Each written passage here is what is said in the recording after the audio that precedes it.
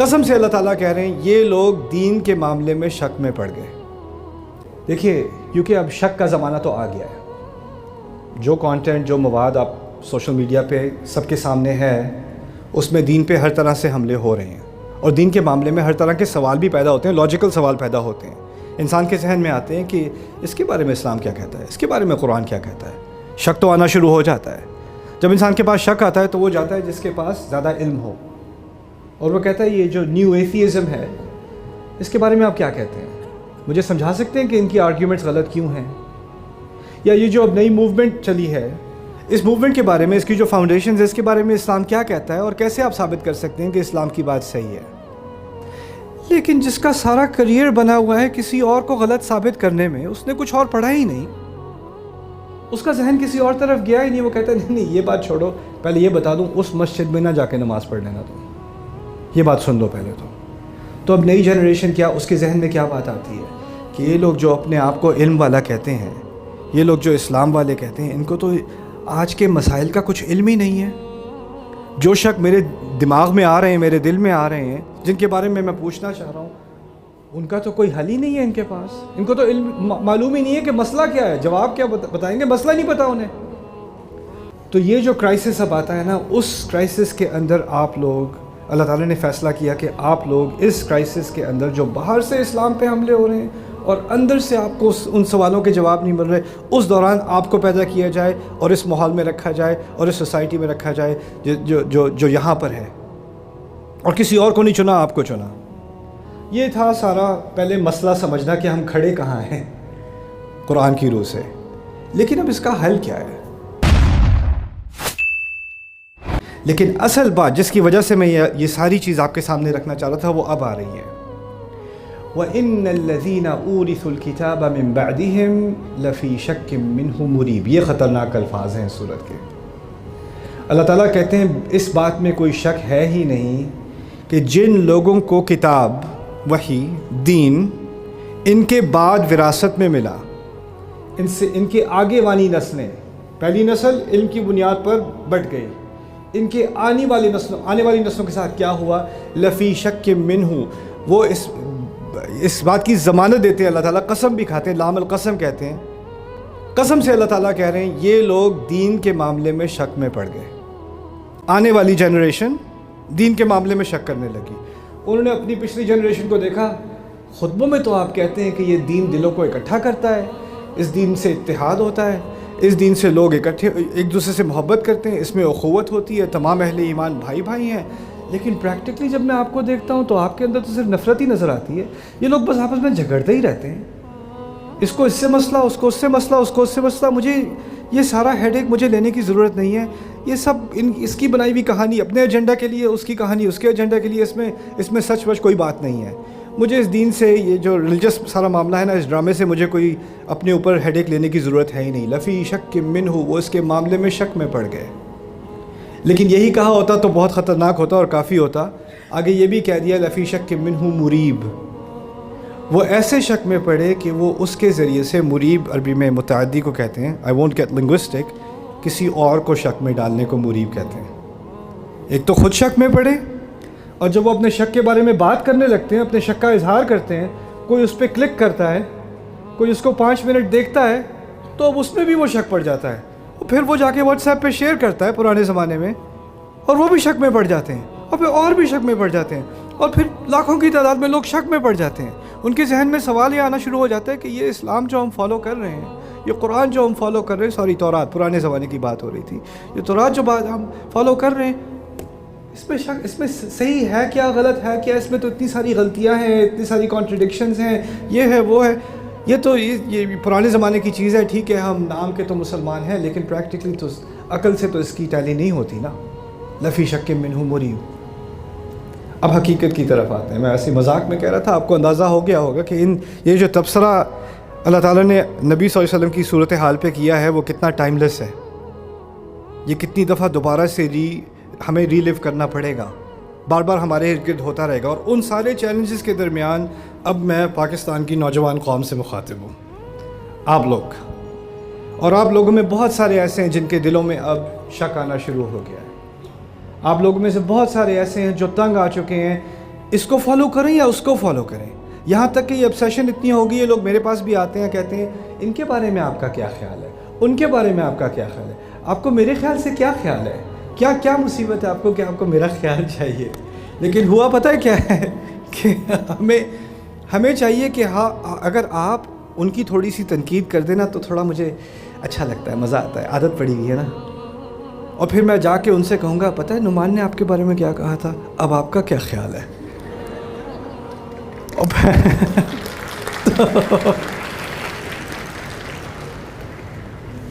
اور جب یہ میں دیکھتا ہوں نا کہ ہمیں ایک obsession ہو گئی ہے کہ یہ لوگ بات تو کر رہے ہیں اسلام کی، لیکن ان کی باتوں میں کچھ فرق بھی ہے، تو اس فرق کو ذرا آگے سامنے لا کر ان کی ذرا تھوڑی سی UFC کرا دیتے ہیں، تھوڑا سا ادھر ادھر تھوڑی ایک دو مکے ایک دو فائرنگ کر دیں تو ہماری انٹرٹینمنٹ ہو جاتی ہے نا. ہم نے تو اس چیز کو انٹرٹینمنٹ بنا لیا ہے اب. لیکن اس کا اثر کیا ہوتا ہے؟ جو بات آئی تھی آسمانوں سے انسانیت تک پہنچانے کے لیے، وہ بات پیچھے رہ گئی.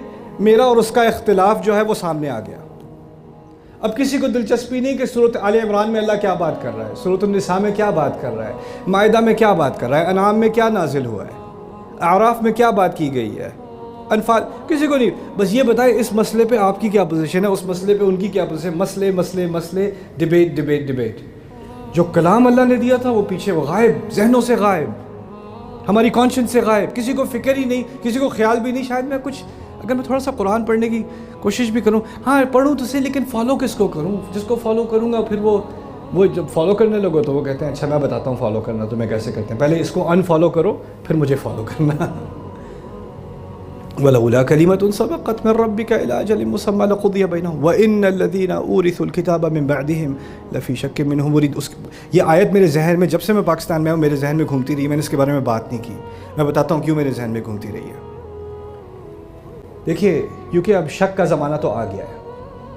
جو کانٹینٹ، جو مواد آپ سوشل میڈیا پہ سب کے سامنے ہے، اس میں دین پہ ہر طرح سے حملے ہو رہے ہیں، اور دین کے معاملے میں ہر طرح کے سوال بھی پیدا ہوتے ہیں، لاجیکل سوال پیدا ہوتے ہیں. انسان کے ذہن میں آتے ہیں کہ اس کے بارے میں اسلام کیا کہتا ہے، اس کے بارے میں قرآن کیا کہتا ہے. شک تو آنا شروع ہو جاتا ہے. جب انسان کے پاس شک آتا ہے تو وہ جاتا ہے جس کے پاس زیادہ علم ہو، اور وہ کہتا ہے یہ جو نیو ایتھیزم ہے اس کے بارے میں آپ کیا کہتے ہیں، مجھے سمجھا سکتے ہیں کہ ان کی آرگیومنٹس غلط کیوں ہیں، یا یہ جو اب نئی موومنٹ چلی ہے اس موومنٹ کے بارے میں، اس کی جو فاؤنڈیشنز ہے اس کے بارے میں اسلام کیا کہتا ہے، اور کیسے آپ ثابت کر سکتے ہیں کہ اسلام کی بات صحیح ہے. لیکن جس کا سارا کریئر بنا ہوا ہے کسی اور کو غلط ثابت کرنے میں، اس نے کچھ اور پڑھا ہی نہیں، اس کا ذہن کسی اور طرف گیا ہی نہیں. وہ کہتا ہے نہیں یہ بات چھوڑو، پہلے یہ بتا دوں اس مسجد میں نہ جا کے نماز پڑھ لینا، تم یہ بات سن لو پہلے. تو اب نئی جنریشن کیا، اس کے ذہن میں کیا بات آتی ہے کہ یہ لوگ جو اپنے آپ کو علم والا کہتے ہیں، یہ لوگ جو اسلام والے کہتے ہیں، ان کو تو آج کے مسائل کا کچھ علم ہی نہیں ہے. جو شک میرے دماغ میں آ رہے ہیں، میرے دل میں آ رہے ہیں، جن کے بارے میں پوچھنا چاہ رہا ہوں، ان کا تو کوئی حل ہی نہیں ہے ان کے پاس. ان کو تو علم معلوم ہی نہیں ہے کہ مسئلہ کیا ہے، جواب کیا بتائیں گے، مسئلہ نہیں پتا انہیں. تو ایک پوری سوسائٹی بننی شروع ہو جاتی ہے ینگ لوگوں کی اور پروفیشنلز کی، مڈل ایج لوگوں کی، جو بالکل مایوس ہو جاتے ہیں اہل علم سے. یہ لوگ تو پتہ نہیں کون سے زمانے میں رہ رہے ہیں، ان کو کون سی ڈیبیٹس کا شوق ہے. ان ڈیبیٹس کا مجھ سے کوئی تعلق نہیں ہے، میری زندگی سے کوئی تعلق نہیں ہے. اور پھر اس سے ایک نیا اگلا سٹیپ بھی آتا ہے، اگر ان لوگوں سے میرا کوئی تعلق نہیں ہے تو اس اسلام کا بھی کیا فائدہ ہے میری زندگی میں. ٹھیک ہے میں مسلمان ہوں، میں نماز پڑھ لیتا ہوں، جب امی مجھے دیکھ رہی ہوتی ہیں نماز پڑھ تو پھر کر لیتے ہو، میں نیت کرتا ہوں 4 رکعت نماز امی کی وجہ سے، اللہ اکبر. ٹھیک ہے وہ نہیں دیکھ رہی ہوتی تو نہیں پڑھتا، کیونکہ میں نے کیا کرنا ہے اس سے، یہ میری زندگی میں یہ ریلیونٹ ہے ہی نہیں، اس کی کوئی بنیاد ہی نہیں ہے. تو یہ جو کرائسس اب آتا ہے نا، اس کرائسس کے اندر آپ لوگ، اللہ تعالیٰ نے فیصلہ کیا کہ آپ لوگ اس کرائسس کے اندر جو باہر سے اسلام پہ حملے ہو رہے ہیں اور اندر سے آپ کو ان سوالوں کے جواب نہیں مل رہے، اس دوران آپ کو پیدا کیا جائے اور اس ماحول میں رکھا جائے اور اس سوسائٹی میں رکھا جائے جو یہاں پر ہے، اور کسی اور کو نہیں چنا، آپ کو چنا. یہ تھا سارا پہلے مسئلہ سمجھنا کہ ہم کھڑے کہاں ہیں قرآن کی روح سے. لیکن اب اس کا حل کیا ہے؟ آخری بات میں تھوڑی سی کروں گا، اس کے بعد میں آپ کے سوال سننا چاہتا ہوں انشاءاللہ. اللہ تعالیٰ کہتے ہیں ایک اور مقام پر سورۃ الحج، وَجَاهِدُوا فِي اللَّهِ حَقَّ جِهَادِهِ. میں مثال کے ذریعے یہ بات سمجھاؤں گا، ذرا غور سے سن لینا انشاءاللہ، اس کا اللہ کرے میرے دل پر اور آپ کے دل پر بھی اثر ہو. یہاں تک کہ وہ نوجوان لڑکا یا لڑکی ابھی اپنے اندر بھی وہ پوٹینشیل نہیں دیکھتے، اس کو اپنے اندر شک ہے کہ میں یہ کر بھی سکتا ہوں کہ نہیں۔ اللہ تعالیٰ نے ایک بہت ہی عظیم جاب لگائی ہے سورۃ الحج میں، وَجَاهِدُوا فِي اللَّهِ حَقَّ جِهَادِهِ۔ اس کو، ان الفاظ کو سمجھ لیں، اللہ کی راہ میں ایسے کوشش کرو، ایسے جہاد کرو جیسے کہ کوشش کرنے کا حق ہے۔ مشکل سوال یہ ہے، ہم میں سے کسی نے کبھی ایسی نماز نہیں پڑھی جیسے نماز پڑھنے کا حق ہوتا ہے۔ ہم نے کبھی اللہ کا ایسا شکر نہیں کیا کہ شکر کا حق ادا ہو جائے۔ ہم نے کبھی ایسا ذکر نہیں کیا کہ ذکر کا حق ادا ہو جائے۔ کسی نے کبھی کوئی ایسا حج نہیں کیا کہ حج کا حق ادا ہو جائے۔ ہر چیز میں خامی ہوتی ہے، یہاں تک کہ ابراہیم علیہ السلام جب کعبے کی تعمیر کر رہے تھے تو کعبے کی تعمیر کرنے کے بعد جو دعا انہوں نے کی ہے، اس دعا میں بھی کہا ہے وَتُبْ عَلَيْنَا، ہماری توبہ قبول کر لے۔ یعنی اس میں بھی خامیاں ہوں گی۔ انسان کو پتہ ہے کہ اس کا کوئی کام بغیر خامی کے ہو ہی نہیں سکتا، کیسے حق ادا کریں اللہ تعالیٰ کی راہ میں کوشش کا؟ میں تو اس سے بہت ہی انکوالیفائڈ ہوں، انکوالیفائڈ سے زیادہ انکوالیفائڈ، ناممکن کام ہے۔ اس کے بارے میں اللہ تعالیٰ نے میرے بارے میں اور آپ کے بارے میں جو الفاظ استعمال کیے ہیں وہ اپنے دل کے اندر تک لے جائیں۔ اگر اور کچھ بات آج یاد نہ رہے، بس یہ بات یاد رہ جائے آپ کو، هُوَ اجْتَبَاكُمْ، اس نے تم سب کو چنا ہے۔ اور چننے کے لیے عربی میں 3 الفاظ ہوتے ہیں، اجتباء، اختیار اور اجتباء۔ یہاں اور اختیار اور استفاء اور اجتباء، یہاں اجتباء کا لفظ استعمال کیا۔ اس کو سمجھ لیں کہ کیسے چنا ہے۔ چوائس بھی مختلف طرح کی ہوتی ہے۔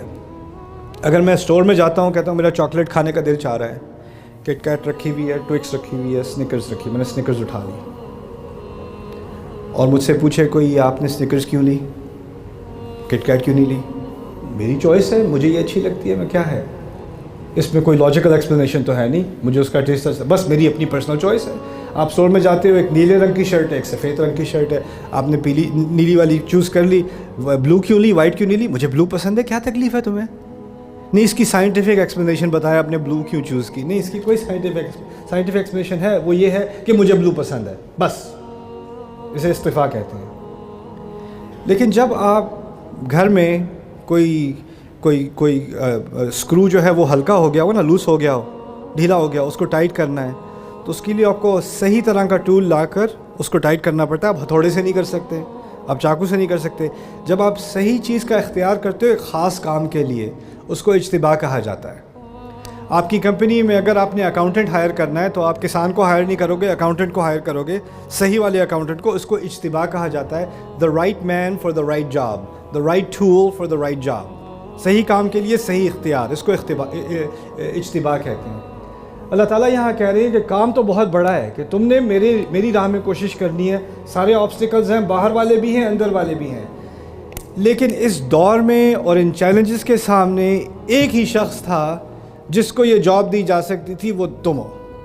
جس زندگی میں مجھے ڈالا ہے، جس سراؤنڈنگ میں مجھے ڈالا ہے، میرا ماحول جو بنایا اللہ تعالیٰ نے، جو چیلنجز مجھے دیے ہیں، ان کا سامنا کرنے کے لیے کوئی اور کوالیفائڈ تھا ہی نہیں، میں ہی تھا اللہ تعالیٰ کے نزدیک۔ مجھے ہی چنا گیا، آپ کو ہی چنا گیا، کسی اور کو نہیں۔ هو اجتباکم، مجھے اپنے اندر کوئی پوٹینشیل نظر آئے نہ آئے، میں سمجھوں میں کوالیفائڈ ہوں یا نہ ہوں، اس سے کوئی غرض نہیں ہے۔ اللہ کو معلوم ہے کہ تمہارے اندر وہ چیز ہے جو تمہیں اس لائق بناتی ہے کہ تم ایک تو مسلمان ہو، اور اس دور میں مسلمان ہو، اور ان مشکلات کے تمہارے ارد گرد جو مشکلات ہیں ان کے درمیان میں تم مسلمان ہو، تمہیں اس لیے چنا گیا ہے۔ هو اجتباکم، اچھا جی چن تو لیا، لیکن کام تو پھر بھی بہت مشکل ہے۔ اللہ تعالیٰ نے آگے تسلی دے دی، وَمَا جَعَلَ عَلَيْكُمْ فِي الدِّينِ مِنْ حَرَجٍ، نہیں، تم دین کے معاملے میں اللہ نے تمہارے لیے کوئی مشکل ڈالی نہیں۔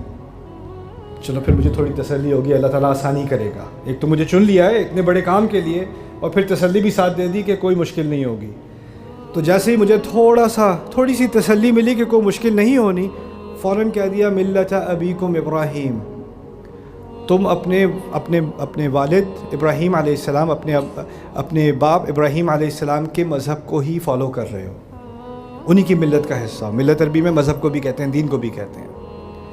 اب مجھے دوبارہ کنفیوژن شروع ہو گئی، کیونکہ ابراہیم علیہ السلام کو تو کوئی آسان کام نہیں دیا تھا، ان کو تو آگ میں پھینکا جا رہا ہے، ان کو تو صحرا میں فیملی کو چھوڑنے کو کہا جا رہا ہے۔ آپ میں سے کچھ کو تو شوق ہے کہ آپ کاش کے فیملی کو صحرا میں چھوڑنا ہے، لیکن ان کے لیے مشکل تھا۔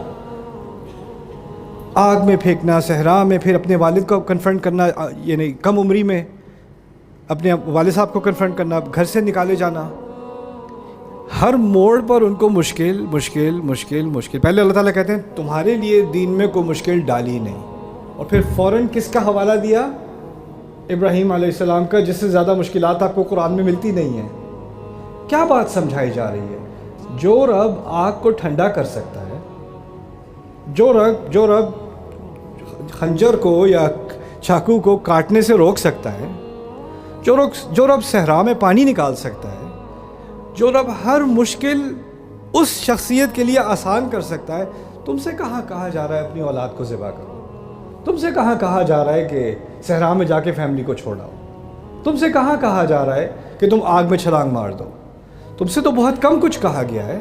لیکن جو کچھ کہا بھی گیا ہے، اگر تمہیں لگے کہ یہ بہت مشکل ہے میرے لیے، تو یہ یاد رکھ لینا اللہ تعالیٰ تمام مشکلیں آسان کر دیتا ہے، جیسے اس نے ابراہیم علیہ السلام کے لیے آسان کی تھی.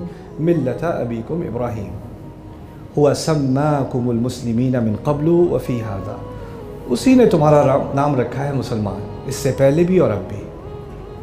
لیکون الرسول شہیدا علیکم وتکونوا شہداء علی الناس، تاکہ رسول قیامت کے دن صلی اللہ علیہ وسلم اس بات کی گواہی دے سکیں کہ تم لوگوں نے وہ کام کیا اور تم اس کام کے لیے کھڑے ہوئے، تم نے اس بات کو ریکگنائز کیا کہ تمہیں چنا گیا تھا، اور اس ذمہ داری کے ساتھ تم کھڑے ہوئے، اور تم لوگوں کے سامنے شہداء بن سکو، تم لوگوں کو یہ گواہی دے سکو کہ آپ لوگوں نے سنا ہو یا نہ سنا ہو، ہم حق کے لیے کھڑے ہو گئے تھے، ہم نے صحیح بات کی تھی. آپ کے ارد گرد جو بھی نیگیٹیوٹی ہو، جو بھی چیلنجز ہوں، جہاں جہاں میں پاکستان میں گیا ہوں، لوگوں نے مجھے بلا ہچکچاہٹ اپنی مشکلات کا، اپنے چیلنجز کا پورا انالیسس دیا ہے. تو مشکلات تو ماشاءاللہ سب کو بہت اچھی طرح سمجھ آ گئی ہیں، لیکن ہمت کر کے پہلے قدم لینے میں تھوڑی مشکل آ رہی ہے. تو اب ان آیات کی بنیاد پر ہمیں تھوڑی ہمت کرنی پڑے گی. ہمارے نبی کو کہا تھا علیہ السلام، یہ آخری الفاظ ہوں گے میرے آپ کے لیے، جب وہ سارے چیلنجز سورۃ الشورى میں ان کو بتائے نا، باہر سے یہ چیلنجز ہیں، اندر سے یہ چیلنجز ہیں، تو آخر میں آخری کلام کیا تھا اللہ کا ہمارے نبی کے لیے علیہ الصلوۃ والسلام؟ کیونکہ اگر آپ نبی سے کہیں کہ آپ نے اس دین کی دعوت دینی ہے، لیکن مشرکون جو ہیں وہ اکثریت نہیں سنیں گے، اور جو اہل کتاب ہیں وہ تو آپس میں ہی لڑتے رہیں گے، ان کو آپ کی بات سے کوئی مطلب نہیں ہے، تو فائدہ کیا پھر بات کرنے کا، کام کرنے کا؟ اللہ تعالیٰ کہتے ہیں فَلِذَلِكَ فَادْعُوا، اور ان سب مشکلات کی وجہ سے اب آپ دعوت دیجئے، اب آپ بلائیے. یعنی یہ نہیں کہا کہ ان سب مشکلات کے باوجود آپ بلائیے، یہ کہا ان کی وجہ سے آپ بلائیے. یعنی یہ مشکلات جو رکھی گئی ہیں، یہ اسی لیے رکھی گئی ہیں کہ ایک ہی انسان ہو سکتا تھا جو ان مشکلات کے سامنے اور ان کی وجہ سے کھڑا ہو اور اللہ تعالیٰ کی طرف دعوت دے. آپ نے ان مشکلات کو دیکھ کے یہ نہیں کہنا مشکلات کے باوجود مجھے اچھا کام کرنا ہے، اپنے آپ کو اللہ تعالیٰ کی طرف لے کر آنا ہے، کسی اور کے لیے اللہ تعالیٰ کی طرف کا راستہ آسان کرنا ہے، بلکہ ان کی وجہ سے. کیونکہ آپ کا مسئلہ کہیں اور سے باہر سے آ کے حل نہیں ہوگا، اللہ نے ہمیں ہی بنایا ہے اس قابل کہ ہم اس مسئلے کو حل کر سکیں. دعوت کا لفظ سمجھ لیں، کہا ہے نا اس سب کی وجہ سے آپ پکاریں. دعوت دی جاتی ہے محبت سے، دعوت دی جاتی ہے کسی کو عزت دے رہے ہو. آپ کسی کو اگر آپ دعوت دیتے ہو گھر پہ تو اس کا مطلب ہے آپ اس کو عزت دے رہے ہو. جب دعوت دی جاتی ہے تو کوئی اپنے آپ کو فیل کرتا ہے کہ نہ صرف انہوں نے مجھے عزت دی ہے، بلکہ انہوں نے مجھے اپنے حفظ و امان میں اپنے گھر میں بلا کر میرے لیے کوئی خیر خواہی چاہتے ہیں تو مجھے اپنے گھر میں بلایا ہے. دعوت کا لفظ جب ہم استعمال کرتے ہیں تو جس کو بھی آپ دعوت دے رہے ہو نا، اس کی خیر آپ کے دل میں ہے. اس کو غلط ثابت کرنا نہیں، اس کو شرمندہ کرنا نہیں، اس کو نچلا دکھانا نہیں، اس کو ڈرانا نہیں، اس کو ڈپریس کرنا نہیں، اس کو مایوس کرنا نہیں. آپ کے دل میں بس ایک بات ہے کہ اس کی زندگی میں کوئی خیر آ جائے. فدعو، آپ اچھائی کی طرف، پازیٹیو چیز کی طرف بلاتے رہیے، دعوت دیتے رہیے. واستقم کما امرت، اور جیسے آپ کو حکم دیا گیا ویسے آپ کھڑے رہیں، برقرار رہیں. میری امید یہ ہے کہ تم جو یہاں پر ینگ جنریشن ہو نا، مجھے پتہ ہے کہ آپ لوگوں میں آج کل ہوپلیسنس زیادہ ہے.